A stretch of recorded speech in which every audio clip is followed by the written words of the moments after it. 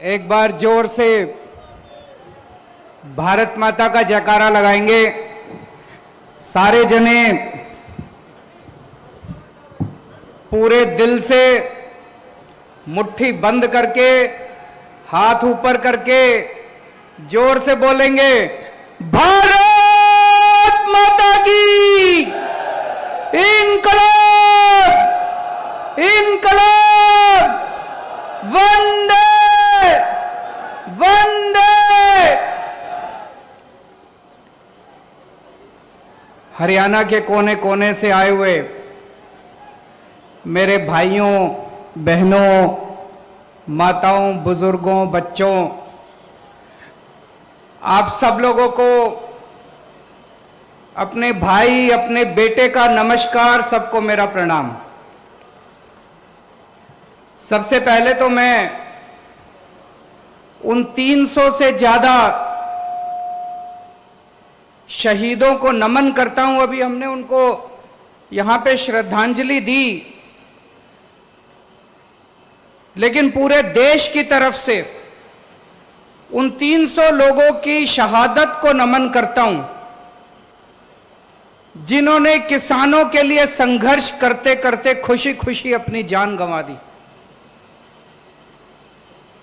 अब हमारी जिम्मेदारी है, पूरे देश की जिम्मेदारी है, आपकी जिम्मेदारी है, मेरी जिम्मेदारी है, उनकी शहादत बेकार नहीं होनी चाहिए। अब अंत तक लड़ना है, लड़ोगे? अंत तक लड़ना है, उनकी शहादत बेकार नहीं होनी चाहिए। अभी पता चला कल रोहतक में इन्होंने किसानों पर लाठीचार्ज कर दिया। यह बड़ी गलत बात है। जिस देश के अंदर किसानों का सम्मान नहीं है, वो देश कभी प्रगति नहीं कर सकता। किसानों का साथ देना चाहिए सरकारों को कि किसानों के ऊपर लाठीचार्ज करना चाहिए। हम कड़ी निंदा करते हैं इसकी, और आज पूरे हरियाणा में बता रहे हैं किसानों ने चक्का जाम कर रखा है। हम किसानों के इस संघर्ष का समर्थन करते हैं। मैं अभी जब आया, मेरे को भी काफी टाइम लग गया, कई जगह से मेरे को घूम के आना पड़ा, लेकिन मेरे को कोई तकलीफ नहीं है। अभी मेरे को पता चला है कई सारी बसें, कई सारे लोग जो आज यहां सभा में आना चाहते थे,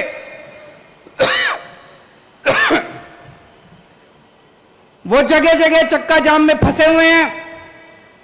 मैं उनसे माफी मांगना चाहता हूं कि हमें अब ये सभा शुरू करनी पड़ी, नहीं तो कई लोग जो 11 बजे के आके बैठे हैं उनको भी वापस जाना था। मैं तो आज आप ही के लिए आया था, आप कहते तो पूरा दिन भी रुक जाता उनके लिए, लेकिन मेरे को पता चला कि कुछ लोग अब जाने लग गए, तो मुझे लगा कि आपसे बातचीत करते हैं। उन लोगों से मैं माफी चाहता हूं जो लोग जाम में फंसे हुए हैं और अभी पहुंचने में असमर्थ हैं। दोस्तों, जब केंद्र सरकार ने तीनों काले कानून पास करे, पूरे देश के किसान दुखी हो गए, पूरे देश के। लेकिन सारे किसान ये सोच रहे थे कि कौन आगे बढ़ के संघर्ष करे, कौन आगे बढ़ के इसका बीड़ा उठाए। तब पंजाब और हरियाणा के किसानों ने आगे बढ़ के पूरे देश के किसानों का नेतृत्व किया। अभी थोड़े दिन पहले मैं पंजाब होके आया, पंजाब में भी किसान महापंचायत करी, पंजाब के किसानों का धन्यवाद करके आया। आज मैं हरियाणा में आया हूं, हरियाणा के किसानों का धन्यवाद करने के लिए कि पंजाब और हरियाणा के किसानों ने नेतृत्व करके इस पूरे किसानों के संघर्ष का नेतृत्व किया और देश के सारे किसानों की आवाज बुलंद की आप लोगों ने इन तीनों काले कानूनों के खिलाफ। सारा देश आपके साथ है। ये मीडिया वाले दिखाएं ना दिखाएं, चिंता मत करना, कोई कुछ भी कहे चिंता मत करना, मैं तो आम आदमी से जुड़ा हुआ हूं। सारा देश आपके साथ है, सारे देश के किसान आपके साथ हैं। हो सकता है गुजरात का किसान दिल्ली के बॉर्डर पे ना पहुंच पाए, हो सकता है तमिलनाडु का किसान दिल्ली के बॉर्डर पे ना पहुंच पाए, हो सकता है असम का किसान दिल्ली के बॉर्डर पे ना पहुंच पाए, पर यह मत सोचना कि वो किसान आपके साथ नहीं है।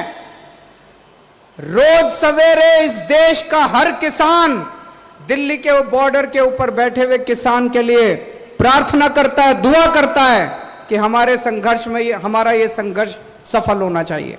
सारे देश का किसान अपने साथ है, सारे देश का किसान आपके साथ है दोस्तों। और जब से यह संघर्ष शुरू हुआ है, पहले दिन से मजबूती के साथ हर कदम से कदम मिला के आम आदमी पार्टी, अरविंद केजरीवाल और मेरी दिल्ली सरकार किसानों का साथ दे रही है। कदम से कदम मिला के हम लोगों ने साथ दिया है। मेरे को याद है जब किसानों ने, पंजाब और हरियाणा के किसानों ने दिल्ली की तरफ कूच करा था, दिल्ली बॉर्डर की तरफ आ रहे थे, तो हरियाणा सरकार ने जगह जगह आंसू गैस के गोले छोड़े, जगह जगह बैरियर लगा दिए, उनके ऊपर लाठीचार्ज करा। लेकिन हमारे किसानों की हिम्मत देखो, सरकारों के बुलडोजर पार करते हुए, आंसू गैस के गोले पार करते हुए, इनके लाठीचार्ज पार करते हुए हमारे किसान दिल्ली बॉर्डर के ऊपर पहुंच गए। तब केंद्र में बैठी बीजेपी सरकार ने एक षड्यंत्र रचा। केंद्र सरकार ने षड्यंत्र बनाया, चलो इन किसानों को आने दो दिल्ली।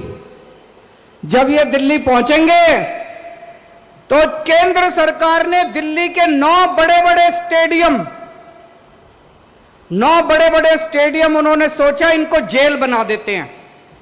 और जैसे ही ये किसान दिल्ली में पहुंचेंगे, इन सारे किसानों को उठा के स्टेडियम में बंद कर देंगे, फिर बैठे रहना वहीं स्टेडियम में बैठ के करते रहना अपना संघर्ष। ये केंद्र सरकार ने षड्यंत्र रचा। पर भाई साहब अपनी किस्मत अच्छी थी, कानून में लिखा था कि स्टेडियम को जेल बनाने की पावर दिल्ली के मुख्यमंत्री की है।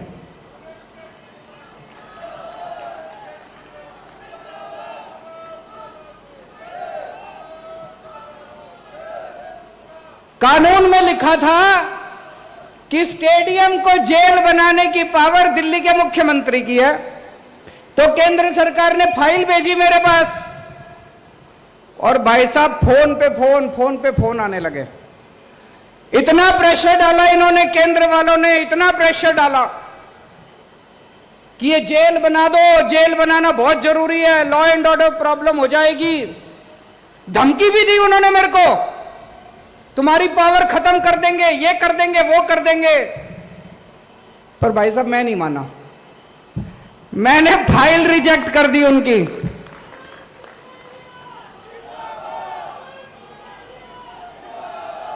मैंने फाइल पे लिख दिया कि किसानों का आंदोलन सही है, किसानों की मांगे जायज हैं, किसानों की मांगे तुरंत मानी जाएं, और दिल्ली पुलिस का यह प्रस्ताव कि दिल्ली के स्टेडियम जेल बनाए जाएं, यह प्रस्ताव खारिज किया जाता है।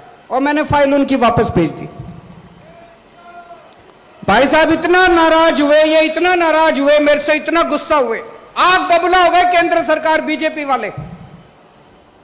फिर मैंने अपने सारे विधायकों को बोला, अपने सारे सांसदों को, कि बॉर्डर पे जाओ, किसान बैठे हैं, उनकी जाके सेवा करो, आम आदमी की तरह जाना, टोपी पहन के मत जाना, झंडा लेके मत जाना, केजरीवाल का नाम मत लेना, आम आदमी पार्टी का नाम मत लेना, अपने को राजनीति नहीं करनी, बॉर्डर पे जाओ, किसानों की सेवा करो। हमने लंगर लगवाए, दिल्ली सरकार की तरफ से पानी का इंतजाम करा, टॉयलेट का इंतजाम करा। एक दिन कुछ किसान भाई आए मेरे पास, बोले जी वहां पे सिग्नल कमजोर है, घर पे बात नहीं हो पाती, गांव में बात नहीं हो पाती। हमने सरकार की तरफ से वहां पे वाईफाई का भी, फ्री वाईफाई का इंतजाम कर दिया वहां पे बॉर्डर के ऊपर। जो हम कर सकते थे हमारे हाथ में था, सब कुछ करा जी। और जिस दिन राकेश टिकैत भाई साहब के साथ वो हादसा हुआ, जिस दिन राकेश टिकैत 28 तारीख थी मेरे ख्याल से, 28 या 29 जनवरी की शाम थी, मैंने टीवी खोला, मैंने देखा राकेश टिकैत भाई साहब, उनकी आंखों में आंसू है, वो टीवी पे रो रहे थे। मेरे से रहा नहीं गया। पहले संजय सिंह जी को मैंने कहा, संजय सिंह ने उनको फोन करा, फिर मैंने राकेश टिकैत जी को फोन करा, मेरी उनसे फोन पे सीधी बात हुई। मैंने राकेश टिकैत जी को कहा, मैंने कहा भाई साहब आप दिल कमजोर करोगे तो फिर कुछ नहीं बचेगा, आप अपना दिल ठाडा करो, आप अपना दिल कमजोर मत करो, हम सारे आपके साथ हैं, सारा देश आपके साथ है, बताओ आपको क्या चाहिए। बोले जी ये योगी सरकार ने हमारी बिजली बंद कर दी, योगी सरकार ने हमारा पानी बंद कर दिया, योगी सरकार ने हमारे टॉयलेट बंद कर दिए। मैंने कहा चिंता मत करो, 1 घंटा दो, 1 घंटे के अंदर आपके लिए मैं भिजवाता हूं दिल्ली से।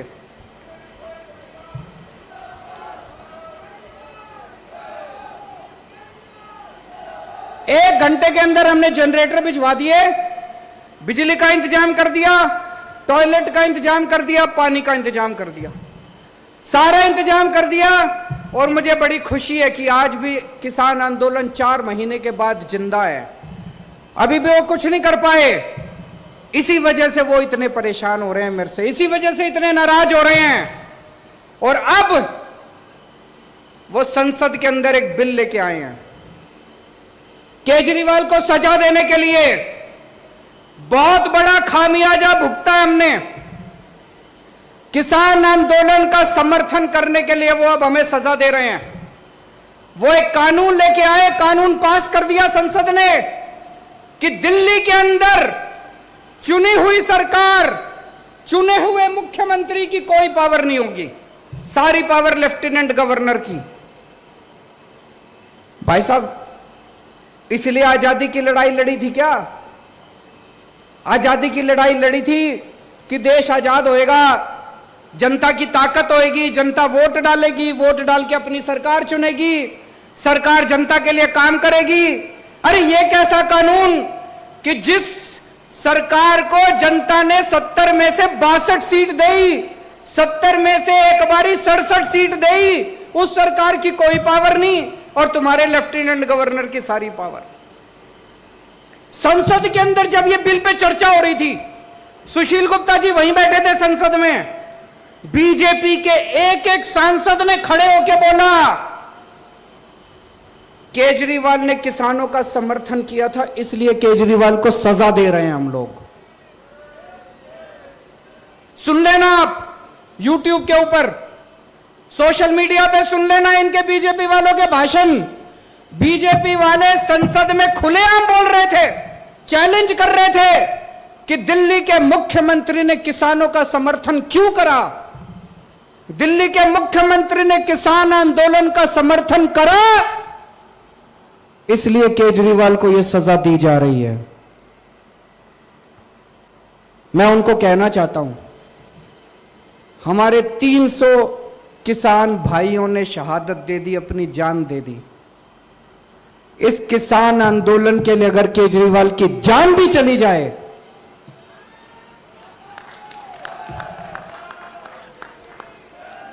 आपकी किसी सजा से नहीं डरते हम लोग। आज ये जो किसान आंदोलन है, हर भारतवासी का फर्ज है, हर देशभक्त का फर्ज है, जो कहता है मैं भारत से प्यार करता हूं, उसका फर्ज है कि किसान आंदोलन का साथ दे। जो आदमी किसान आंदोलन के साथ है वो देशभक्त है, और जो आदमी किसान आंदोलन के खिलाफ है वो गद्दार है, वो देश का गद्दार है।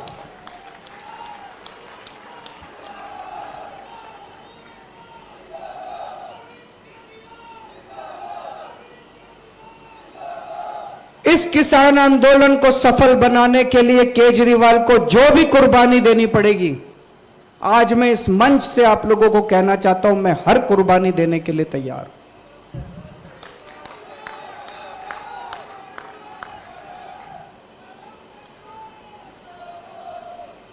अभी परसों में सुशील गुप्ता जी से मेरी फोन पे बात हो रही थी। इन्होंने बताया जी गांव गांव में जा रहे हैं इसकी तैयारी, आज इस महापंचायत की तैयारी करने के लिए। बोले जी गांव गांव के अंदर किसी पार्टी के नेता को नहीं घुसने दे रहे, और जब आम आदमी पार्टी वाले जाते हैं तो लोग बुला बुला के अपने घर में उनको दूध पिलाते हैं।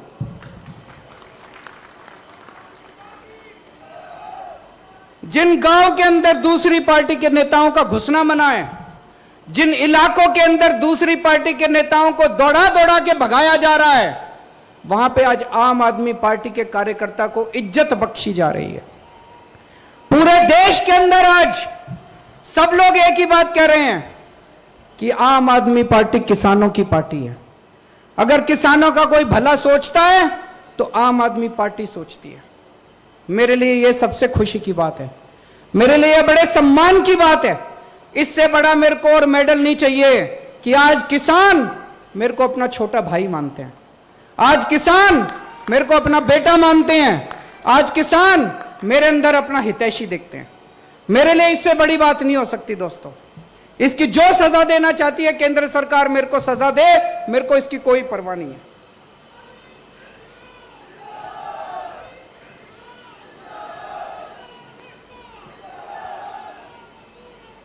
हम लोग राजनीति में आए थे जनता की सेवा करने के लिए, हम लोग राजनीति में आए हैं देश की सेवा करने के लिए। 6 साल हो गए दिल्ली में सरकार चलाते हुए। 6 साल में आप लोग भी जानते हो कि खूब काम किए हैं दिल्ली के अंदर। स्कूल बनवाए हैं, अस्पताल बनवाए हैं, दिल्ली में बिजली मुफ्त हो रही है, पानी मुफ्त हो रहा है, महिलाओं की बसों का में किराया नहीं लगता। औरत अगर महिला बस में सफर करे उसका किराया नहीं लगता। खूब सड़कें बन रही हैं, खूब विकास हो रहा है दिल्ली के अंदर। आप तो जाते रहते हो दिल्ली, आपको पता होगा। और इन 6 साल में जब हम लोग दिल्ली का विकास कर रहे थे, बीजेपी वाले हर 6-7 महीने में कुछ ना कुछ अड़ंगा अड़ा के हमारी शक्तियां छीनते रहते हैं, शक्तियां छीनते रहते हैं। मैं बीजेपी वालों को कहना चाहता हूं, तुम्हारे पास तो खूब शक्तियां हो गई। अब बीजेपी तो इस देश की सबसे शक्तिशाली पार्टी है, केंद्र में भी उनकी सरकार, कितने सारे राज्यों में भी उनकी सरकार। इतनी सारी शक्तियां होने के बावजूद केजरीवाल ने दिल्ली में इतने स्कूल बनवा दिए, बीजेपी ने पूरे देश में मिलकर एक स्कूल नहीं बनवाया, एक कॉलेज नहीं बनवाया, एक अस्पताल नहीं बनवाया। बता दो जी, बनवाया हो तो? आप इतने जने आ रहे हो पूरे हरियाणा के कोने कोने से, आपके जिले में, आपके गांव में, आपके मोहल्ले में कोई स्कूल बनवाया हो? इन्होंने बंद जरूर करा दिए, कई स्कूल बंद करा दिए इन्होंने। गलत तो नहीं कह रहा भाई साहब? एक स्कूल नहीं बना। इतनी शक्तियां इनके पास, अपार शक्तियां, अपार साधन इनके पास, इतनी शक्तियां, इतनी सारी शक्तियां इन्होंने मेरी भी छीन ली। फिर भी इनसे एक स्कूल नहीं बना, एक अस्पताल नहीं बना, एक कॉलेज नहीं बना। मैं इनको कहना चाहता हूं बीजेपी वालों को, स्कूल और अस्पताल बनाने के लिए, जनता की सेवा करने के लिए शक्तियों की जरूरत नहीं होती, नीयत की जरूरत होती है।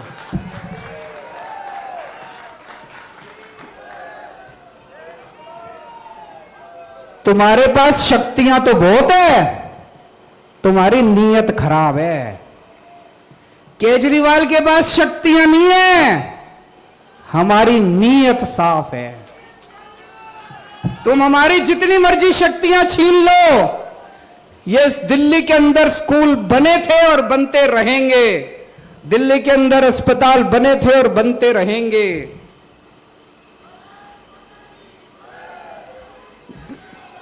जितना काम ये बीजेपी के केंद्र सरकार और इनकी सारी सरकारें मिलके 5 साल में जितना काम नहीं कर पाई, भाई साहब चैलेंज करता हूं, अकेले हम लोगों ने, हमारी सरकार ने दिल्ली के अंदर करके दिखा दिया उतना काम। आप पूरे देश में कहीं चले जाओ, तमिलनाडु चले जाओ, केरला चले जाओ, आंध्र प्रदेश चले जाओ, साउथ इंडिया चले जाओ, किसी भी आदमी को पकड़ के पूछ लो, भाई साहब दिल्ली में केजरीवाल है, उसने कुछ काम करा? किसी से पूछ लो, बताएगा हां जी स्कूल तो ठीक कर दिया। कहेगा कि नहीं कहेगा? आप कहीं चले जाओ पूर्वी भारत में, नागालैंड चले जाओ, त्रिपुरा चले जाओ, बंगाल चले जाओ, बिहार चले जाओ, किसी से आदमी को पकड़ के पूछ लो, भाई साहब दिल्ली में केजरीवाल ने उसने कुछ काम करा? कहेगा हां जी अस्पताल तो ठीक कर दिया। आप जम्मू कश्मीर चले जाओ, पूछो भाई साहब केजरीवाल ने कुछ काम करेगा? कहेगा हां जी बिजली फ्री कर दी उसने। आप गुजरात चले जाओ, पूछो केजरीवाल ने कुछ काम करा? बोला हां जी पानी ठीक कर दिया, स्कूल ठीक कर दिया, अस्पताल ठीक कर दिया। और आप पूरे देश में कहीं चले जाओ और पूछो बीजेपी ने कुछ करा 5 साल में? कहेंगे जी उन्होंने किसान बर्बाद कर दिए, व्यापारी बर्बाद कर दिए, यूथ बर्बाद कर दिया, युवा बर्बाद कर दिए, सबको बर्बाद करने के सिवा। भाई साहब इतने सारे आदमी बैठे हैं, अगर बीजेपी ने एक काम कराओ 5 साल में, इतनी शक्तियां, इतने, एक काम कराओ, मेरे को बता देना जी कोई एक काम कराओ 5 साल में, कोई एक काम इन्होंने कराओ ढंग का। तो भाई साहब इनके पास शक्तियां तो बहुत है, नीयत खराब है। इन 75 साल में इस देश पे 2 ही पार्टियों ने राज करा, बीजेपी और कांग्रेस, 2 ही पार्टियों ने राज करा 75 साल में। आज देश की जनता पूछेगी कि अगर 5 साल के अंदर दिल्ली में स्कूल ठीक हो सकते हैं, तो 75 साल में बीजेपी और कांग्रेस वालों बताओ 75 साल में तुमने क्यों नहीं किए? आज देश की जनता पूछेगी कि अगर 5 साल के अंदर दिल्ली में बिजली 24 घंटे हो सकती है, फ्री मिल सकती है बिजली। भाई साहब दिल्ली में हर आदमी की बिजली फ्री कर दी, 24 घंटे कर दी। दिल्ली में अगर बिजली फ्री हो सकती है, 24 घंटे हो सकती है, तो बीजेपी वालों, कांग्रेस वालों बताओ तुमने 75 साल में क्यों नहीं करी? दिल्ली की जनता पूछेगी, इनसे सवाल पूछेगी, इनको जवाब देने पड़ेंगे। और ये सारे जने मिलके, ये सारे पार्टी वाले मिलके मेरे पीछे क्यों पड़े हैं? ये सारे जने मिलके मेरे पीछे इसलिए पड़े हैं, ये कहते हैं केजरीवाल भी हमारे जैसा हो जाए। इन्होंने 75 साल में सारे नेताओं ने, सारी पार्टी वालों ने मिलके केवल अपने घर भरे हैं, अपने घर भरने के सिवा कुछ नहीं करा। अगर मैं भी आज सत्ता में आने के बाद बदल जाता, आज भी आपके सामने वही केजरीवाल खड़ा है जो 10 साल पहले केजरीवाल था। इतना सा भी नहीं बदला मैं, उतनी ईमानदारी के साथ काम कर रहे हैं जो पहले काम करते थे। ये सारी पार्टियां चाहती है केजरीवाल भी हमारे जैसा हो जाए।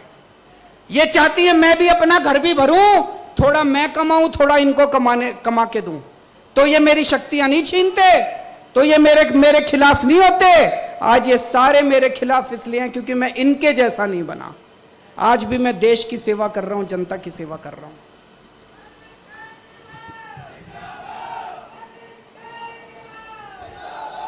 भाई साहब छोटे बच्चे होते थे हम, मास्टर पढ़ाया करता था कि दुनिया में 3 किस्म के देश होते हैं, विकसित देश, डेवलप्ड कंट्री जो अमीर देश होते हैं, विकासशील देश डेवलपिंग कंट्री, और अविकसित देश जो देश विकसित नहीं है। तो बचपन में पढ़ा करते थे भारत विकासशील देश है, तो मास्टर से पूछते थे जी हमारा देश विकासशील है तो ये विकसित कब बनेगा, ये अमीर देशों की कैटेगरी में कब आएगा? तो मास्टर कहता था 5-10 साल में आ जाएगा। भाई साहब 40 साल तो हो गए, सारी पार्टियां आली, सारी पार्टियां चली गई। आज भी जो बात मास्टर मेरे को पढ़ाता था मेरे बेटे को पढ़ाता है। आज भी मेरे बेटे को कहते हैं भारत विकासशील देश है, कब होएगा विकसित? 5-7 साल। ऐसे यूं नहीं होने वाला, इन पार्टियों के भरोसे नहीं होने वाला दोस्तों। मेरी जिंदगी का तो एक ही सपना है, अपने जीते जी भारत को दुनिया का नंबर 1 देश बनाना है।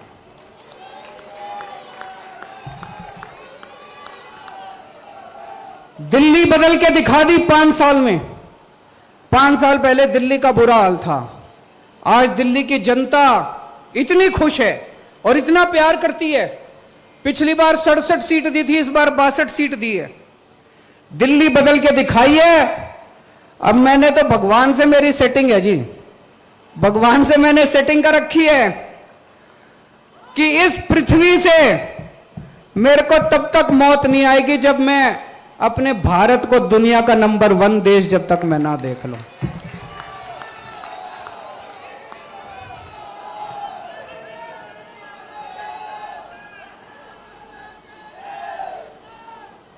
और यहां जितने किसान भाई आए हैं, उन सारे किसान भाइयों को मैं कहना चाहता हूं, ठाडे रहना, चिंता ना करना। दिल्ली में थारा छोरा बैठा है सीएम।